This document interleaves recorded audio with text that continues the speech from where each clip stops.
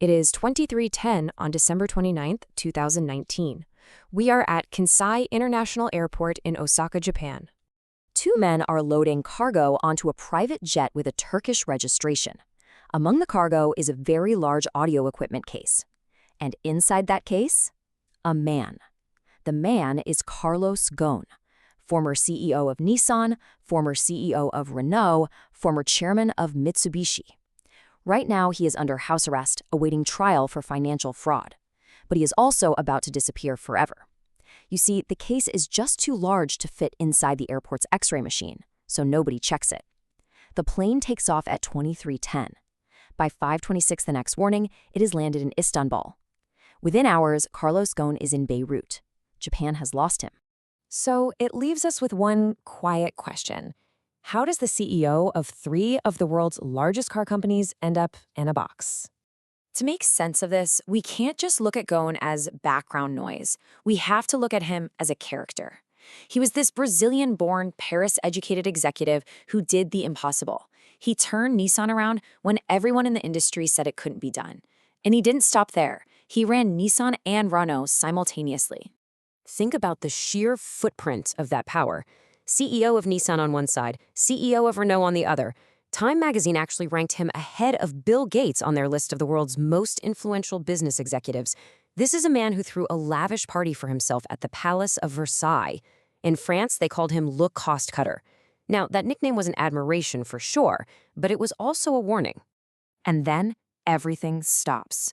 On November 19th, 2018, a man with all of this power is suddenly arrested on a private jet at Tokyo's Haneda Airport. The charge is financial misconduct. Those are the clinical facts of his fall, right at the absolute height of his empire. But when a king gets dethroned like that, you have to ask, whose idea was the arrest? Well, we are looking at a dual narrative here. On one side, you have the official charges, underreported salary, misused company funds. We are talking about $140 million in undisclosed compensation. But on the other side, there is a fully documented conspiracy inside Nissan's boardroom. Senior Nissan executives were terrified of what a full merger with Renault would mean for their own autonomy. The timing is completely forensic. The arrest happened directly during active merger negotiations. Internal documents show they started compiling a dossier on Ghosn in June 2018. There was even a Wavestone hack of Microsoft Exchange servers to monitor his emails. The internal communications were perfectly clear. The goal was to swiftly oust Ghosn via criminal arrest and subsequent defamation campaigns. The evidence actually points to Nissan's own HR director being involved in setting the trap. Now, to be clear, this does not exonerate Ghosn. It complicates him. We are watching the machinery of a massive corporation moving against him in the shadows. So, confronted with a carefully engineered boardroom coup and a legal system stacked entirely against him, what choice did he really have? 99.4%. That is the exact conviction rate of Japan's justice system. This brings us to a framework known as Hostaji Chishiho, or hostage justice. Now, this isn't advocacy. This is just the strict context of how the system operates. It is a legal framework where the accused remains in custody until they incriminate themselves by signing a confession. We're talking about solitary confinement. Interrogations averaging 17 hours a day without a lawyer present in the room. Just months, isolated, in a cell. It is a system that makes acquittal nearly impossible, which gives a very specific weight to Ghosn's own words later on. I did not escape justice. I fled injustice. These systemic pressures completely invert the presumption of innocence. You have to understand this dynamic to see why a man who had the wealth to fight an ordinary legal battle decided instead to run. But faced with a system this absolute, who do you call to disappear? Well, he called Mike Taylor. Let's reconstruct December 29th in exact sequence.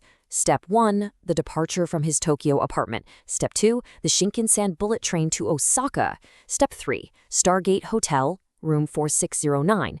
Step 4, the Kansai Airport private terminal. Every single step, every timestamp, perfectly mapped out and executed by Taylor and his team. And then there is the centerpiece of the extraction itself. 48 by 30 by 24. Those are the exact dimensions in inches of the audio equipment case. Taylor, a former Green Beret, even drilled breathing holes into the base.